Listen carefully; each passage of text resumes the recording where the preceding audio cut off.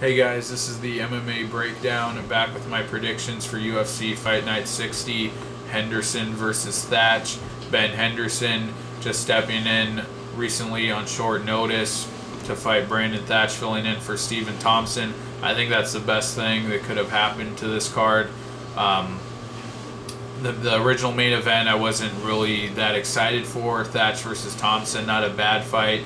As a main event, it was pretty underwhelming, and I didn't think that really had big stakes for either guy, whoever would have come out the winner of that fight going forward. But Henderson stepping in just a month after his loss to Cerrone. Obviously, the main event is very relevant now. Big implications for Henderson or Thatch now, having an opportunity to get a win over a guy like Henderson.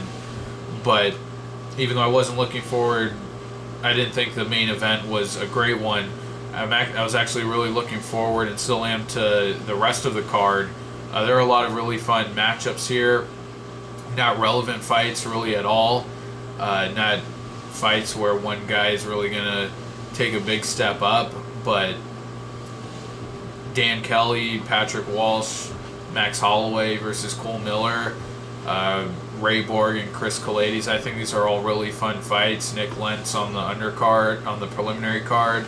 There are only a couple of fights here: Escudero and Lima, maybe Muntazri and Cody Pfister that I could do without. But this card just feels like it's not taking itself too seriously, and I think that's something very different from a lot of the other Fight Night cards where we have a big main event and then just a bunch of filler. Here, there are guys that we're supposed to care about, and just a lot of matchups that I think are going to turn out to be really fun while not being entirely relevant.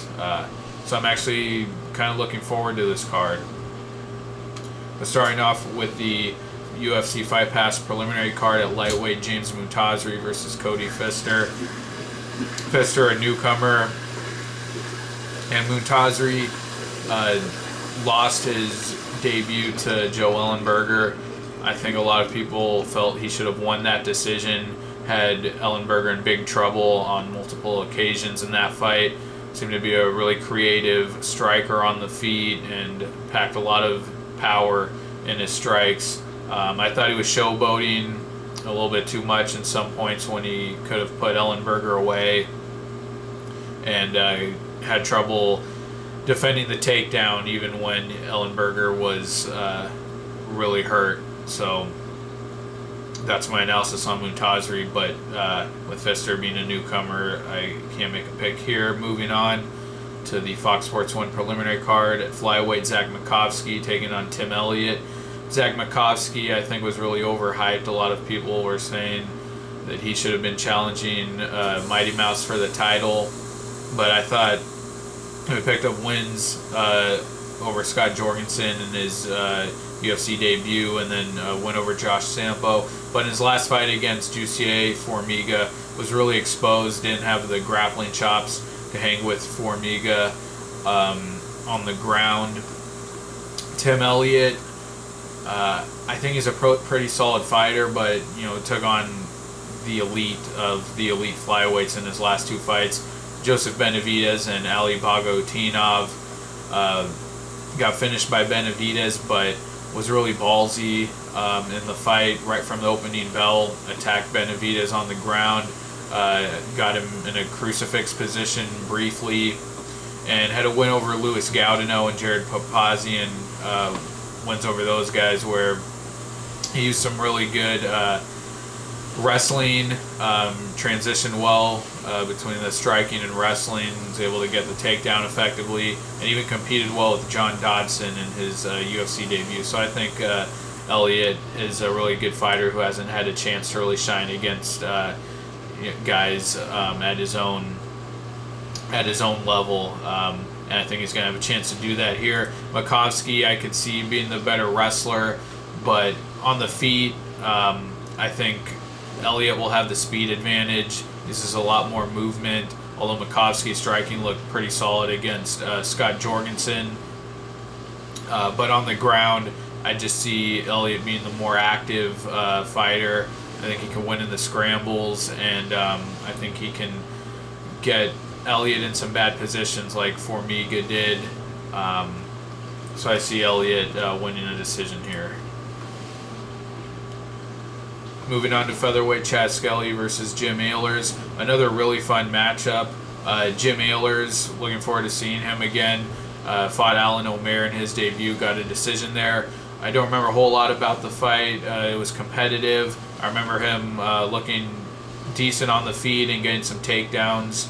And Chad Skelly, after losing to Mirsad Bektik in his debut, got 2 wins over Tom Ninamaki, submitting him in the first round, looking really impressive there. And then against Soriano, fighting him 1 week later after he beat Ninamaki, and was really gassing that fight early. I think the short turnaround really compromised him in that fight, but was still able to grind out the win. Had some trouble on the feet, but was able to pretty much take down Soriano at will, and almost finished him with a couple of rear naked choke attempts, I think. So I'm going to take Skelly here. He has the momentum. Alers, I think it's been about a year since his debut. And Skelly just seems like a really solid wrestler and grappler. Good, strong, attacking with the submission. So I'm going to go with Skelly here, but I see this being competitive. Next up at lightweight, Efrain Escudero versus Rodrigo de Lima. Efrain Escudero, I don't see him being able to win even at the lower tier level in the UFC. He's lost his last UFC fight to Leonardo Santos. Had several fights in other organizations I didn't even know of. I didn't follow him, but his last couple of UFC fights, back in 2012, losing to Mac Danzig, and before that Jacob Volkman, not great fighters. And fighting Leonardo Santos in his last fight, I think caught Santos late in the fight, but other than that, it was a pretty uneventful fight, and he seemed to fight in exactly the same way that he fought years before, when he was in the UFC before he was released. Just not a very active striker, doesn't seem to be able to make much happen on the feet, and doesn't really have a dominant wrestling game. So I have to go with Rodrigo de Lima here. Didn't get a great feel for him in his debut against Neil Magny, although he was really badly dominating Magny in that fight on the ground early in the first round. I think had a mounted triangle on him and nearly submitted him. And then in the second round, Magny was able to knock him out on the feet. So putting a guy who's on a real roll right now, Neil Magny, putting him in a bad position like that, almost finishing him. I have to go with Lima here to beat Escudero, who just doesn't seem like a UFC level talent right now. So taking Rodrigo de Lima.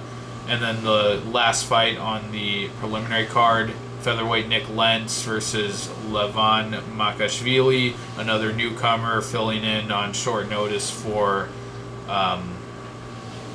it's going to be Thiago Tavares, and I was actually going to pick Tavares to win that fight.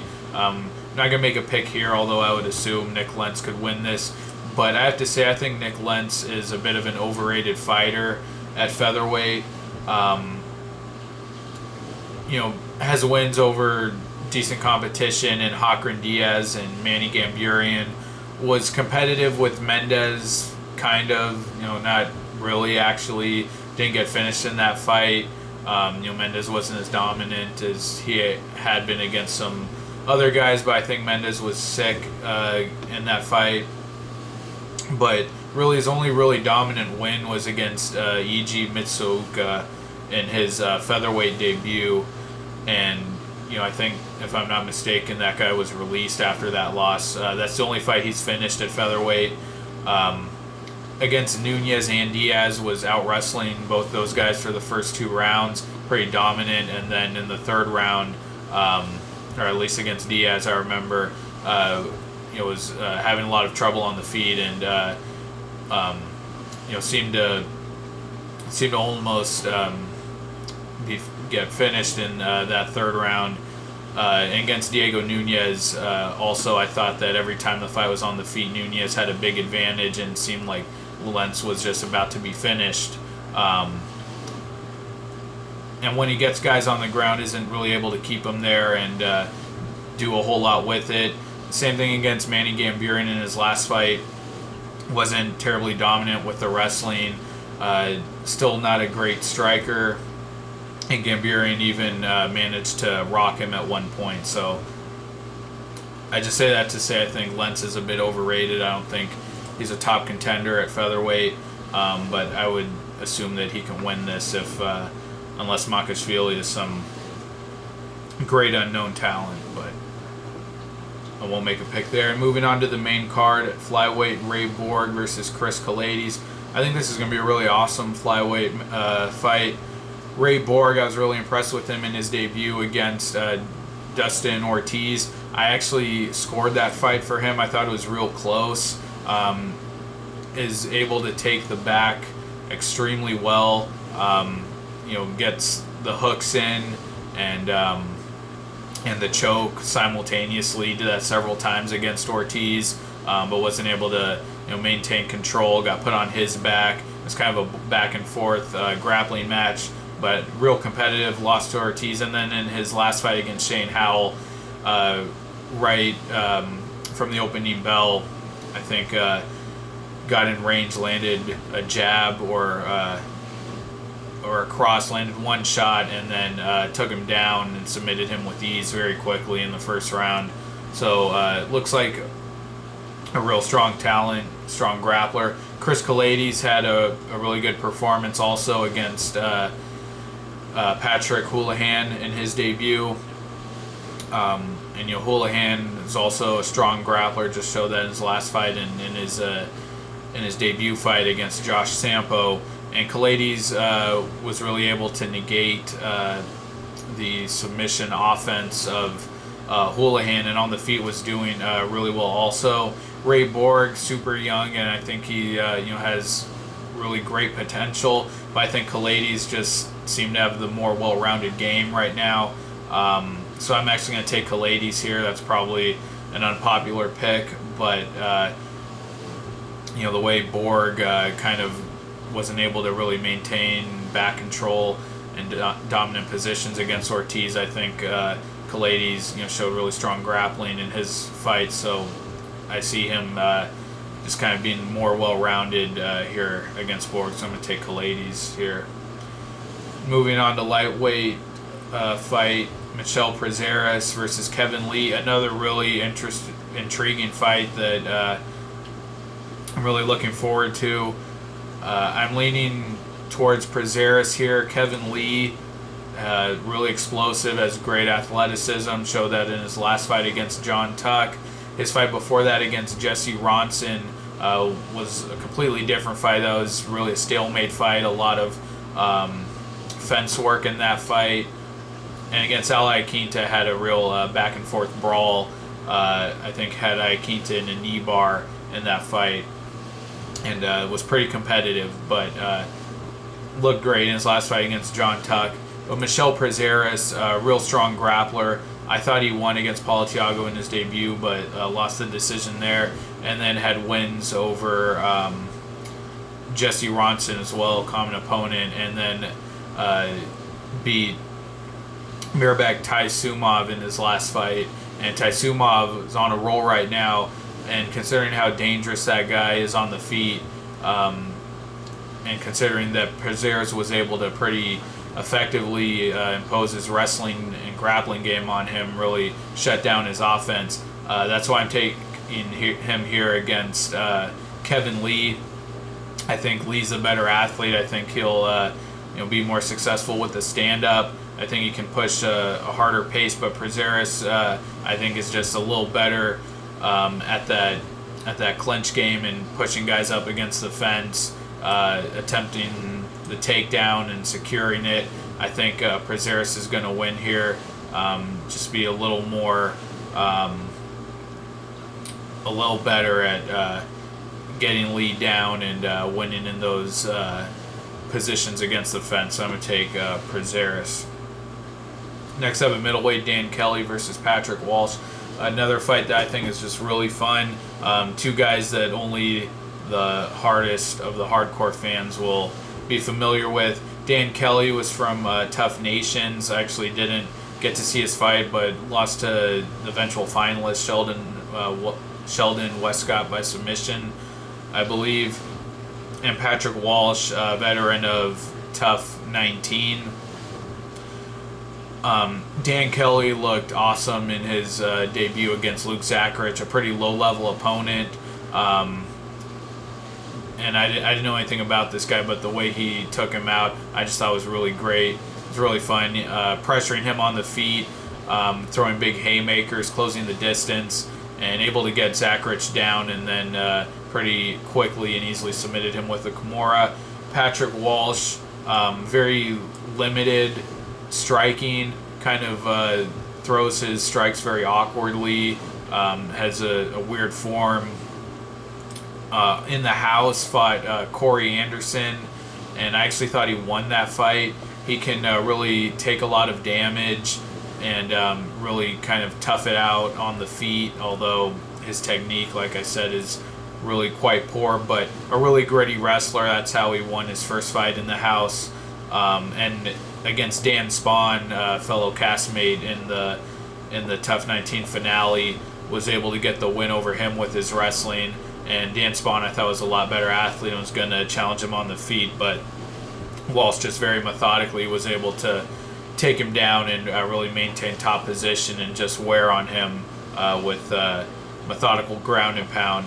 I'm tempted to take Kelly. I think he can push the pace. He's going to be looking for the finish more. I think on the feet he definitely has the advantage, but Kelly being the Australian and Walsh being an American wrestler, collegiate wrestler, I believe, I just have to take Walsh. I think he's the more logical pick. If it comes down to a grappling match, I think Walsh's wrestling is going to win out. But I really like Kelly's aggression and just willingness to kind of throw caution to the wind and go for the finish. So I think when you get a methodical fighter like Walsh, someone like that could really give him trouble. So I wouldn't be surprised if Kelly could pull out a finish here, but I'm going to take Walsh to out-wrestle him and win a decision. Next up at welterweight, Neil Magny versus Kiichi Kunimoto. This is the one matchup on the card that I don't like because I think it's a real mismatch. I think Magny's just going to run over Kunimoto, but I am looking forward to watching it still because of Neil Magny, who has just been on a real tear, 5-fight win streak, and showed really great improvement. After losing to Sergio Moraes and Basinski early in his UFC career, and he's a veteran of Tough 16, by the way, picked up decision wins over Gasanu Malatov, Tim Means, and then was able to finish Rodrigo de Lima. The fight against Alex Garcia, I actually thought he lost. Struggled with the grappling and the takedowns. His last fight against Tough Brazil veteran William Macario looked great, was able to get another finish there. Just kind of broke Macario as the fight went on and finished him off. Magny has real precise striking, has a real good jab. He's long for the weight class. Has shown power on occasion, knocking out Rodrigo de Lima, and was able to finish Macario with ground and pound. Also has a decent grappling game, kind of a decent kind of top control game if he's able to get there, but does struggle with the better wrestlers. Kunimoto, has tried to take down his opponent. His last fight against Richard Walsh really tried to get that takedown after he was in big trouble on the feet, almost getting knocked out, and basically was able to push Walsh up against the fence for the rest of the fight, but never really able to secure the takedown, and shouldn't have won that decision. I thought he lost it. Was able to choke out Daniel Sarafian, where he actually looked pretty good in that fight, but I think that was Sarafian really struggling with the weight cut. and before that had a DQ win over Luis Dutra because he got elbowed in the back of the head. But considering how badly he was hurt by Richard Walsh in his last fight on the feet, almost getting finished, I think Magny's going to have no problem hurting him on the feet. So I'm going to go with Magny to get a finish here. Next up at featherweight, Max Holloway versus Cole Miller. Max Holloway, I think, is just probably the most underrated fighter in the UFC. This guy is on an absolute tear. From his very first fight in the UFC, fighting Dustin Poirier, and actually looking okay on the feet before getting taken down and getting finished. He was competitive there, and 10 fights later now. This is his 11th fight in the UFC, so yeah, 10 fights later. Has gone 7-2 and should be 8-1 because I definitely thought he got robbed in the Dennis Bermudez fight. The guy's just developed a lot.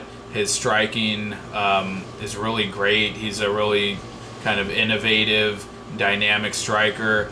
Great at finishing guys off when he has them hurt. Has shown a bit of submission ability as well against Andre Fili. After fighting the really premier guys in the division, Poirier, Bermudez, McGregor, has really just kind of put his head down and fought these newcomers that the UFC has thrown at him. Will Chope, Fili, Collard, and Corsani. I thought how he competed against McGregor and Bermudez. This guy should have been in bigger fights by now, but this is a good opponent for him. A big step up, I think, from the guys he's been fighting recently, obviously. But I have to take Holloway here. I think he's going to have a huge advantage on the feet. You saw in his last fight against Corsani, just threw down with him. Wasn't afraid to eat Corsani's shots, and ended up coming out of that firefight with the knockout. But Cole Miller, I think, pretty overrated. Kind of the opposite of Max Holloway. I think he's pretty overrated since dropping down to featherweight. I mean, this guy has lost to Steven Seiler and Nam Phan. Decision losses where he just really didn't have a sense of urgency. Got outboxed by both of those guys. And both those guys are not even in the UFC anymore, washed out, not quickly, but, both those guys were on a steady decline and, they're not UFC level fighters anymore. And he had losses to both those guys. That was several years ago, but even since then, I feel he hasn't done much. His only finishes were against Bart Palashevsky and in his last fight, Sam Sicilia. But had the loss to Manny Gamburian, which he should have had a finish there. Hurt Gamburian with an elbow at the end of the round, and Gamburian got like a whole extra minute to recover. Against Andy Ogle, he did not look good. Ogle was able to take the third round off of him, got on top of him, a much smaller guy, and was able to just hold him there and pound on him.